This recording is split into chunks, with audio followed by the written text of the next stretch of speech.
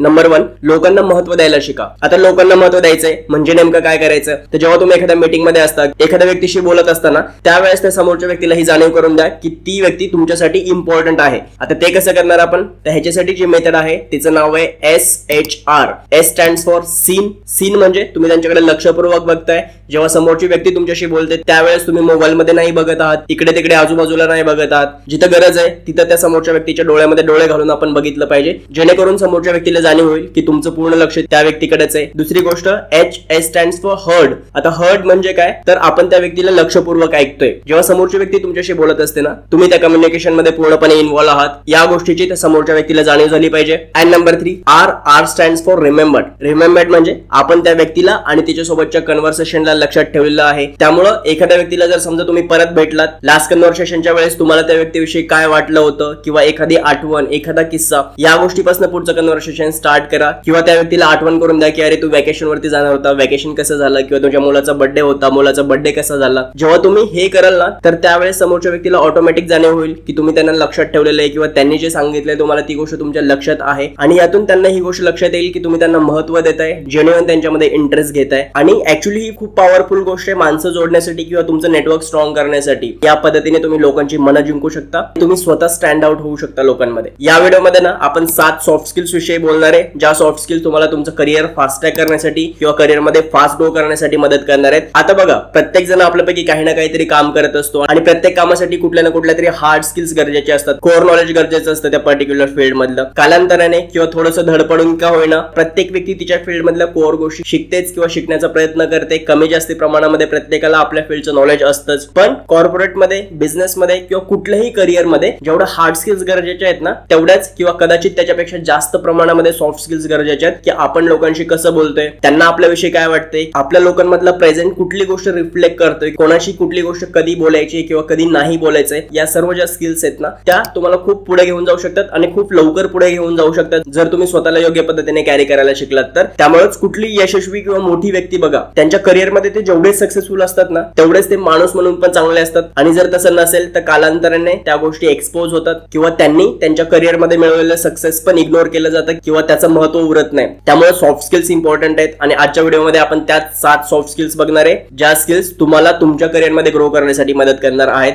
सूरज टिटे नाव आहे माझं आणि तुम्ही बघायला स्टार्ट केलेले आहेत आपण जी फायर सिरीज लॉन्च केलेली आहे, त्या फायर सिरीजचा 21वा एपिसोड. सो व्हिडिओ शेवटपर्यंत बघायला विसरू नका.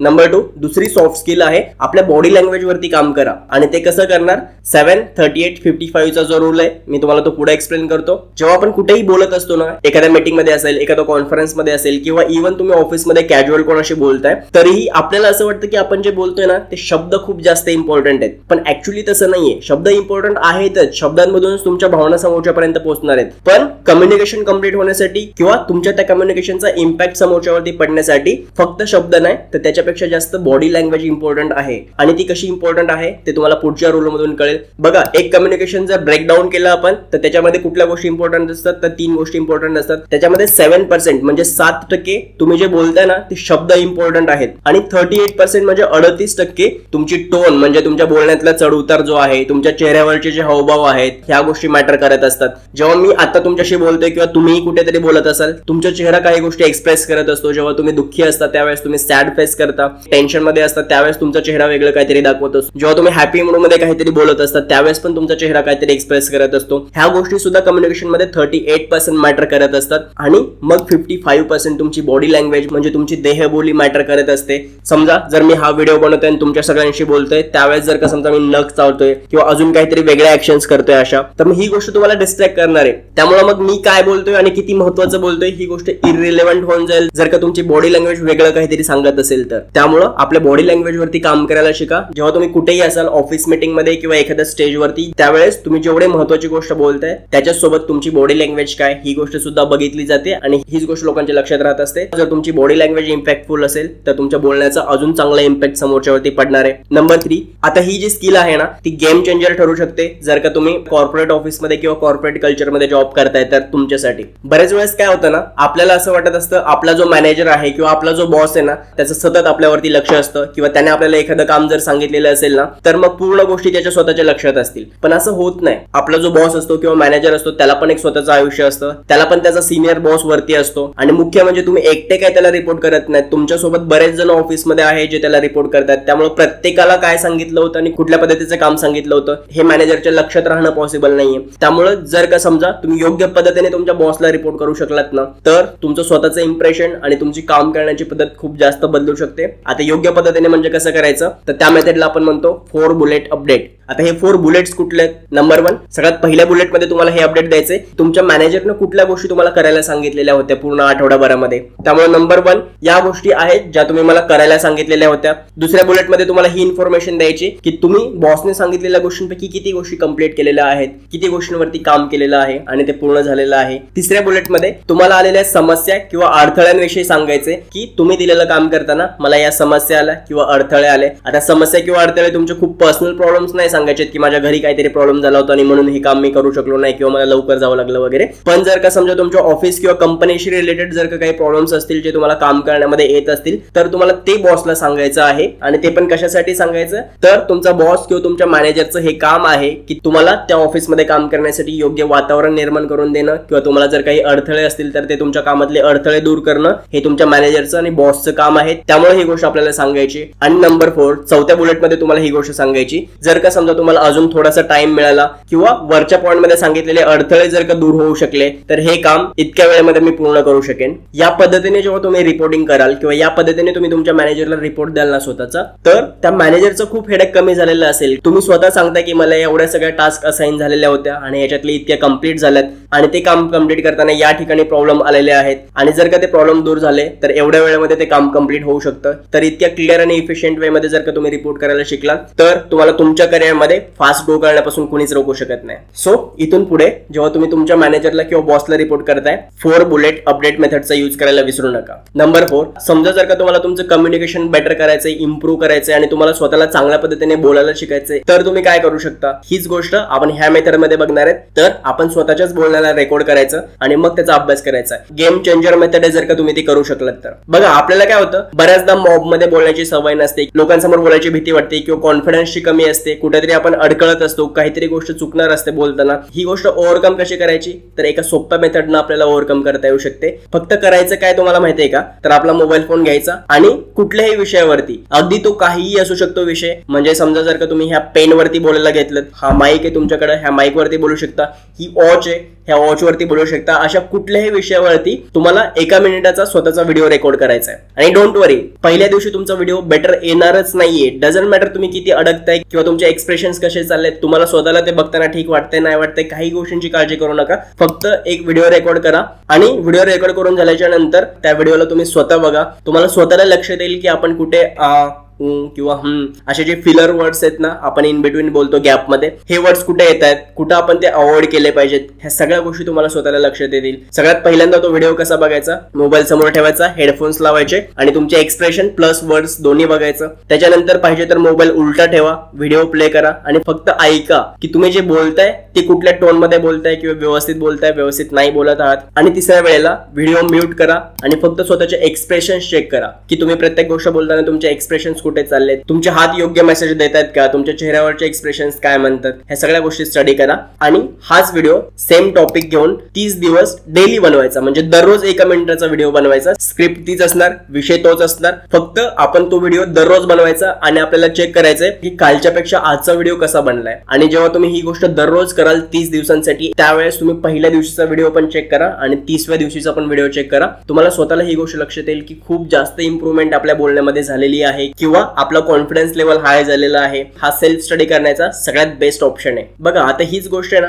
ती मोठी लोक पण करतात. तुम्हाला काय वाटतं, धोनी कसा बनला किंवा विराट कोहली कसा बनला, सचिन तेंडुलकर कसा बनला, ह्या लोकांनी पण सेम गोष्ट केलेली आहे. जेव्हा धोनीने पहिल्यांदा हेलिकॉप्टर शॉट बघितला होता त्याच्या मित्राला खेळताना ग्राउंड वरती, तेव्हा त्याने काय केलं, तेव्हा तो पहिल्यांदा हेलिकॉप्टर शॉट खेळला आणि त्याने त्या गोष्टीवरती प्रॅक्टिस केली आणि मग तो हेलिकॉप्टर शॉट मध्ये इतका परफेक्ट झाला. विराट कोहली जेव्हा कव्हर ड्राईव्ह मारतो त्यावेळेस आपल्याला कसं वाटतं की अरे हा इतका परफेक्ट कव्हर ड्राईव्ह कसा मारू शकतो. त्याने पण त्या गोष्टीची प्रॅक्टिस केलेली असते. इव्हन सचिन तेंडुलकरचा पण तो किस्सा आहे बघा. त्या बॉलरचा आता मला नाव लक्षात नाही ऍक्च्युली, पण त्याने एका मॅच मध्ये सचिन तेंडुलकरला आउट केलं होतं आणि मग आउट केलेल्या बॉलवरती सिग्नेचर घ्यायला मॅच झाल्यावर तो आला आणि सचिनने त्याला त्या बॉलवरती लिहून दिलं होतं की दिस विल नेव्हर हॅपन अगेन, म्हणजे ही गोष्ट पुन्हा कधीच घडणार नाही तुझ्या पूर्ण करिअरमध्ये. आणि झालंही तसंच. त्याच्यानंतर मला वाटतं 40 की 45 वेळा तो बॉलर आणि सचिन एकमेकांच्या समोर आले क्रिकेट खेळताना, पण एकदाही त्या बॉलरला सचिनला आउट करता आलं नाही. आणि जेव्हा सचिनला एकदा विचारलं होतं की ही गोष्ट कशी काय शक्य झाली, किंवा तू लिहून दिलं होतं पण आउट करणं तर त्याला पॉसिबलच होतं, तेव्हा सचिनने सांगितलं होतं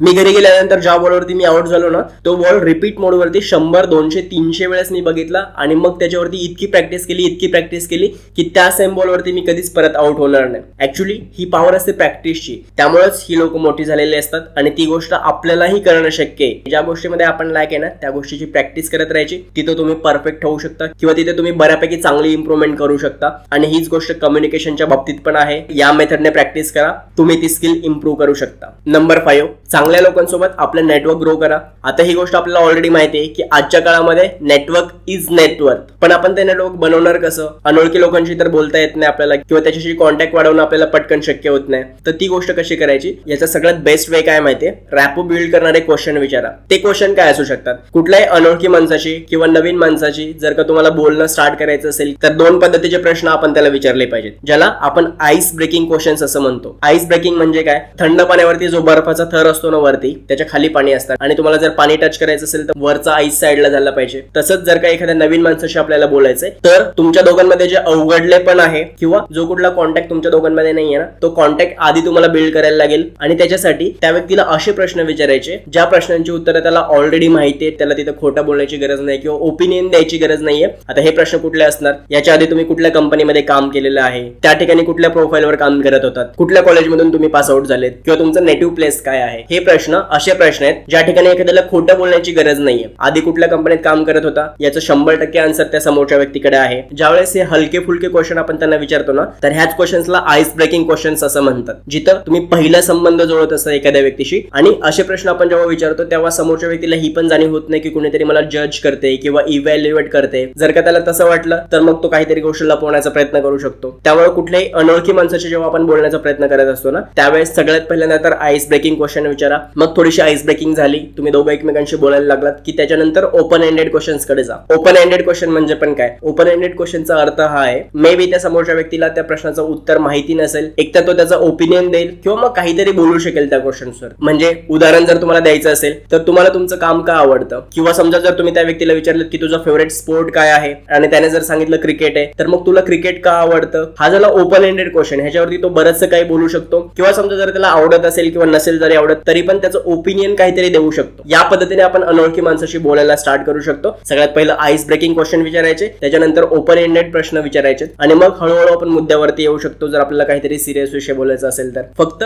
एक गोष्ट आपल्याला लक्षात ठेवायची, जर समजा तुम्हाला स्वतःला स्टँड आउट करायचं असेल किंवा स्वतःचं जर वेगळेपण सिद्ध करायचं असेल ना तर नेहमी तुम्हाला इंटरेस्टेड बनायला लागेल समोरच्या व्यक्तीमध्ये, इंटरेस्टिंग बनण्याच्या आधी. आणि फेक इंटरेस्ट पण नाही बरं, जेन्युइनली तुम्हाला इंटरेस्ट घ्यावा लागेल तर ते कनेक्शन फॉर्म होतं आणि तुमचं नेटवर्क ग्रो करू शकतं. आणि या पद्धतीने तुम्ही बऱ्याच लोकांशी चांगले कॉन्टॅक्ट निर्माण करू शकता किंवा चांगलं तुमचं नेटवर्क स्ट्रॉंग करू शकता. नंबर 6, अगेन ही खूप जास्त इम्पॉर्टंट सॉफ्ट स्किल आहे. कधीच कंप्लेंट करू नका किंवा कधीच गॉसिप करू नका ऑफिस किंवा कामाच्या ठिकाणी. कधीच नका करू. कधी तुम्ही एखादी मोठी किंवा यशस्वी व्यक्ती बघितली का की ती कधीतरी त्याच्या कलिग सोबत किंवा एखाद्या व्यक्तीसोबत गॉसिप करते, निगेटिव्ह बोलते काहीतरी किंवा फ्रस्ट्रेशन काढते, खूप सारा कंप्लेंट करते ती? असं होतं का? तर नाही होत. त्याचं रिझन आहे, जेव्हा तुम्ही गॉसिप करायला लागता ना तर एकासोबत दुसरी गोष्ट वाढत जाते. तीच गोष्ट कंप्लेंटच्या बाबतीत पण असते. जर समजा तुम्हाला प्रत्येक गोष्टीत कंप्लेंट करायची सवय लागली, सॅलरी व्यवस्थित मिळत नाही, जास्त ओव्हर टाइम करायला लागतो किंवा व्हॉटएव्हर तुम्हाला ज्या काही कंप्लेंट्स आहेत ना, जेव्हा तुम्ही कंप्लेंट करता त्यावेळेस एक गोष्ट लक्षात घ्या की आपण आपला कंट्रोल समोरच्या हातामध्ये देतोय किंवा आपण आपल्या जबाबदाऱ्या झटकतोय. तुम्हाला जर का चांगली सॅलरी मिळत नाही याचा अर्थ तुम्हाला सेल्फ इम्प्रुव्हमेंटची गरज आहे.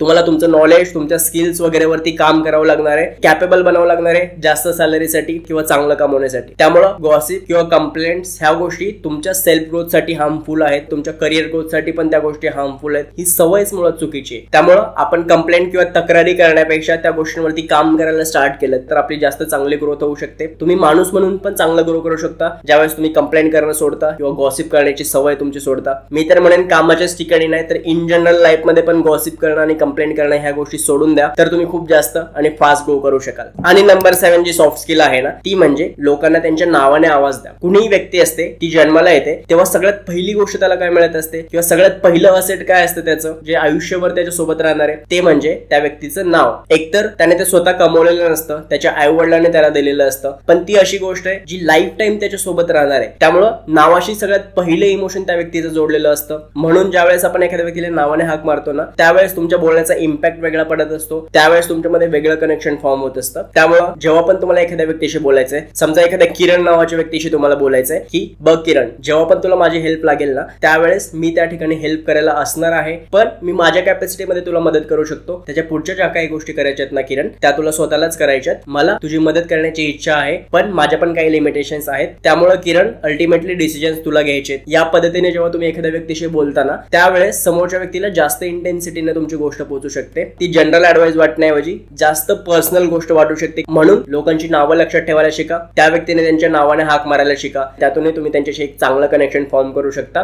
या 7 सॉफ्ट स्किल्स होत्या ज्यावरती आपण बोललेलो आहोत. आणि मी तुम्हाला व्हिडिओच्या सुरुवातीला पण सांगितलं बघा, हार्ड स्किल्स किंवा जे कोर नॉलेज आपल्याला एखाद्या फील्डचं हवं असलेलं ते नॉलेज प्रत्येक जण कालांतराने घेतोच कारण ती कंपल्सरी असतं. पण त्याच्यासोबत जर पर्सन आणि पर्सनॅलिटी म्हणून तुम्हाला ग्रो करायचं असेल किंवा डेव्हलप व्हायचं असेल ना तर या सगळ्या सॉफ्ट स्किल्स आपल्याला मदत करणार आहेत. तुमच्या करिअरसाठी अल्टिमेट ड्रायव्हर सॉफ्ट स्किल्सच असणार आहेत, हार्ड स्किल्स पेक्षा पण जास्त. आपण लोकांशी कसं बोलतोय, लोकांशी कसं वागतोय, आपण स्वतःला कसं प्रेझेंट करतोय, या सर्व गोष्टी तुमच्या सॉफ्ट स्किल्स वरून किंवा तुमच्या मॅनर्स वरून डिसाइड होत असतात. म्हणूनच या सॉफ्ट स्किल्स अडॉप्ट करा आणि त्या तुमच्या बिहेवियर मध्ये येऊ द्या, जेणेकरून तुम्ही तुमच्या करिअर मध्ये आणि लाईफ मध्ये पण फास्ट ग्रो करू शकाल. हा व्हिडिओ जर तुम्हाला आवडला असेल तर व्हिडिओ लाईक करा. तुमचे जर का काही प्रश्न किंवा ओपिनियन्स असतील तर खाली कमेंट करून सांगायला विसरू नका. तुमच्या सगळ्या मित्रांसोबत पण हा व्हिडिओ शेअर करा आणि हो, आपल्या चॅनलला सबस्क्राईब करायला विसरू नका. आपली आणि आपल्या सगळ्या माणसांची काळजी घ्या. आपण भेटूयात पुन्हा पुढच्या व्हिडिओमध्ये. This is Suraj Thite signing of.